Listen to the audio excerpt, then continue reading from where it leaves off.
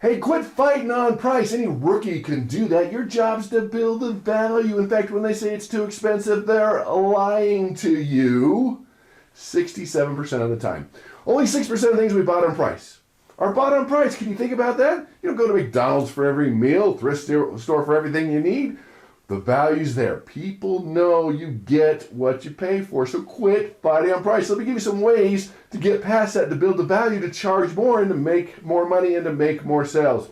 Kurt Morrison here. Welcome to Maximize Your Influence. Just visit a podcast at MaximizeYourInfluence.com. Check it out. It's also the spot to take your free Persuasion IQ assessment to see where you rank, because everything you want in life is on the other side of persuasion and influence. So let's talk about a few of these things and give you more tools. It's all about getting more tools. Quit using the hammer to chop down the tree. Get a better tool. So let's talk about it.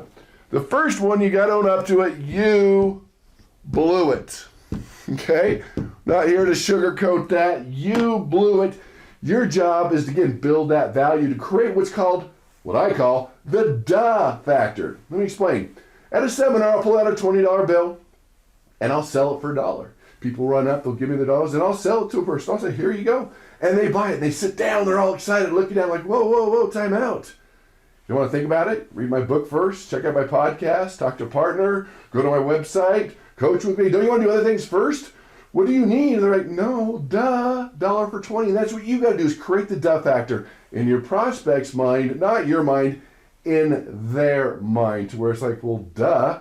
Spending $10,000 to make $100,000, duh. Spending $100,000 to save $1 million, duh. You've got to do the same thing. Build the value. Look at infomercials. They do really good at building the value. Like, well, $1,000 for $100, this is easy. All day long I can do this. So what can you do with your product or service, your idea, whatever you're working on, to create the duh factor? They can really see what's in it for them. They see the value, and it's going to pay them back 10, 20, 30 fold. That is your goal. That's the first one. Own up. You blew it. You have to realize when they say, whoa, too expensive, you've blown your presentation, you have not built the value. They do not see where they can exchange $1 for $20. All they see is exchanging $20 for $1 in value. Own up to that. That is a huge one. Next one is known as DITF. Get that one right there. DITF. Let me explain this one with a study. Went up to people at a university and said, hey, will you do a 2-minute survey? And 25% said, sure, I've got 2 minutes. And the next time around I said, hey, will you do a 2-hour survey? They're like, no. Well, can you at least give us 2 minutes? 50%. Doubled their influence, doubled their yeses. And so you have to be able to start high. That door in the face, like, whoa, like an infomercial. They start real high. Or dress or clothing you buy, they don't cover up the previous prices. They let you know it was $200, it was $175, it's $150, and now it's $25. Again, there's the duh factor. You can do this. That is something that you can easily implement to be able to create that. So start high, not in the insult zone. I'll talk about that in another video.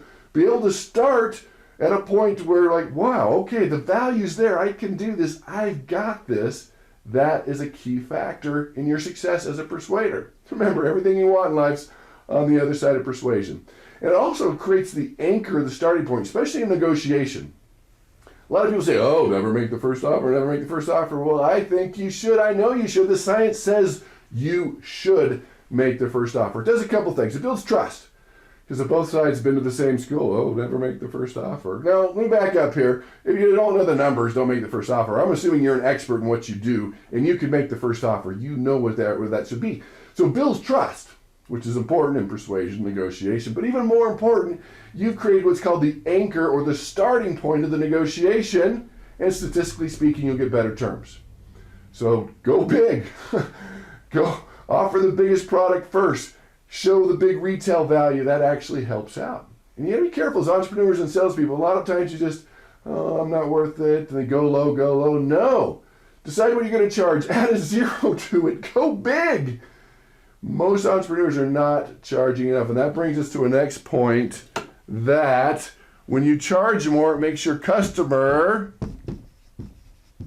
put it here, more successful. So you can put it all the way over here, probably too big, but too successful. You can't make them too successful. It makes them more successful. We all know you get what you pay for. You get what you pay for. And when something doesn't cost very much, people just don't put much skin in the game. I know from the coaching, training world, seminar world, the more you charge, the more successful people are going to be. If you only charge $100 for a seminar versus $10,000 for a seminar, people get different results. You get what you pay for. You know that. So you owe it to your customer to charge more so they use it.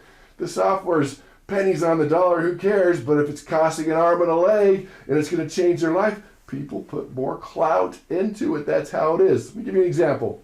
Early on in my career, I worked with Robert Allen and Mark Victor Hansen, and they worked on a lot of nothing down real estate techniques. In fact, Robert Allen wrote the book on nothing down.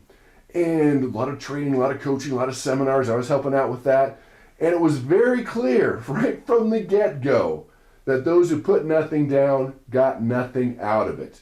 I mean, people say, well, you know, I'll put nothing down. I'll give you a piece of the action on the back end. It never worked. There's no skin in the game.